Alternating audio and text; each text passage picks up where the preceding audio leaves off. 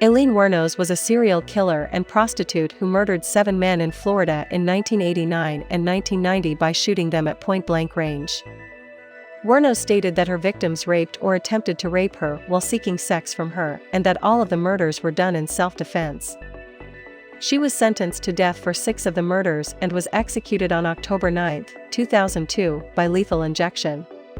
With a troubled upbringing, it sparks many debates about if she was a victim or a monster.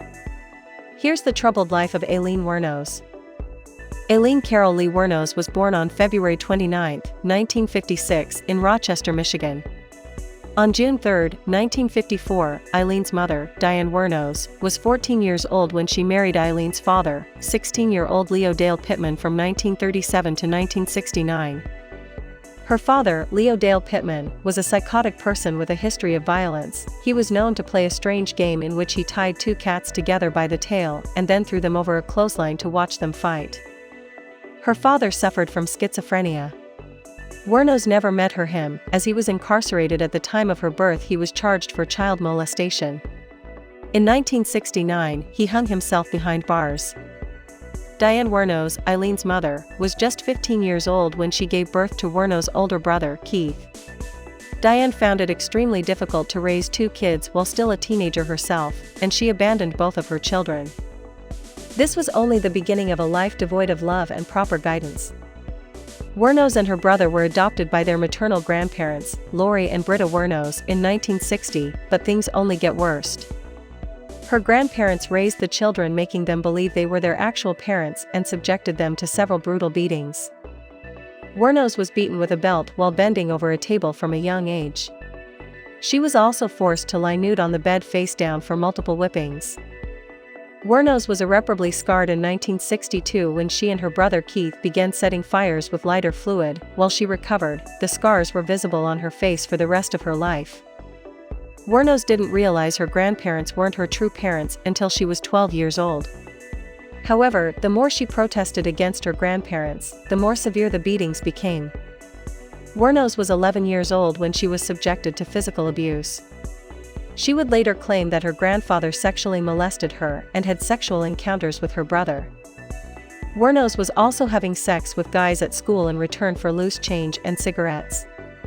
She used the money she made from selling her body at a young age to buy alcohol, drugs, and win over friends.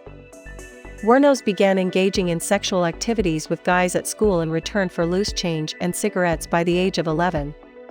She used the money she made from selling her body at a young age to buy alcohol, drugs, and win over friends.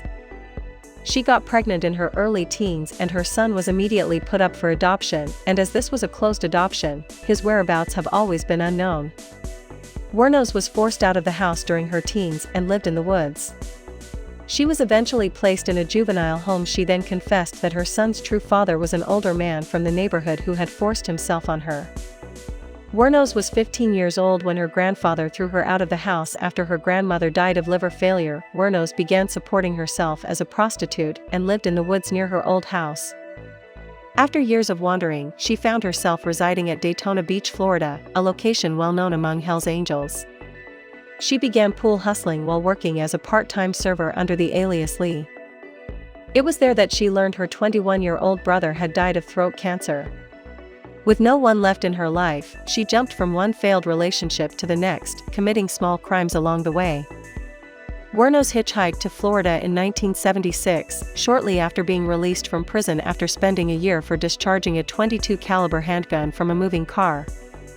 They married swiftly, desperate for security and affection. The announcement of their marriage was printed in the local newspapers.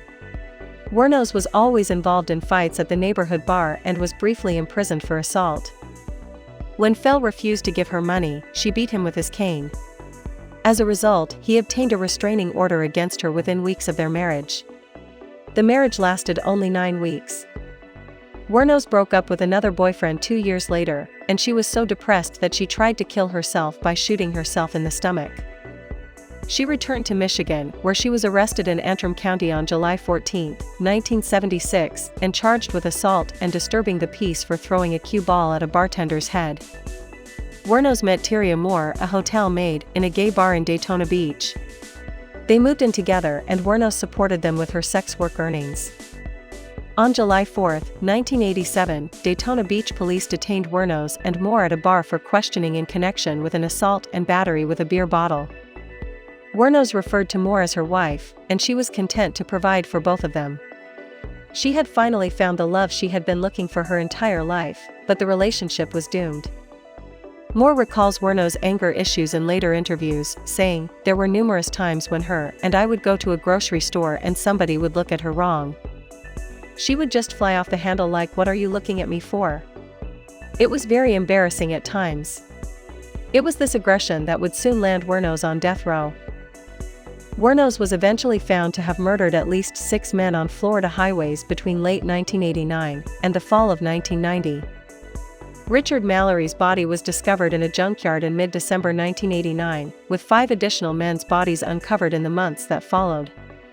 Because of the heinous nature of the crimes, the case sparked a media frenzy.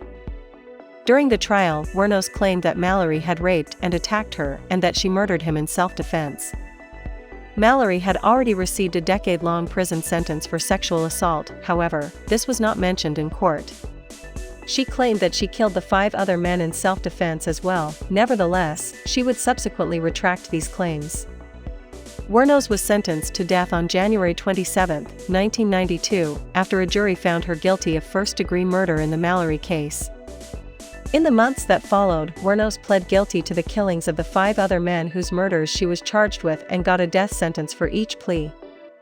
Outside of court, she eventually confessed to the murder of Seams, whose body was never found.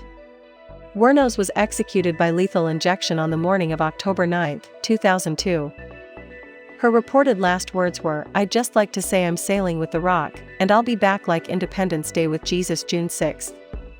Like the movie Big Mother Ship and all. I'll be back."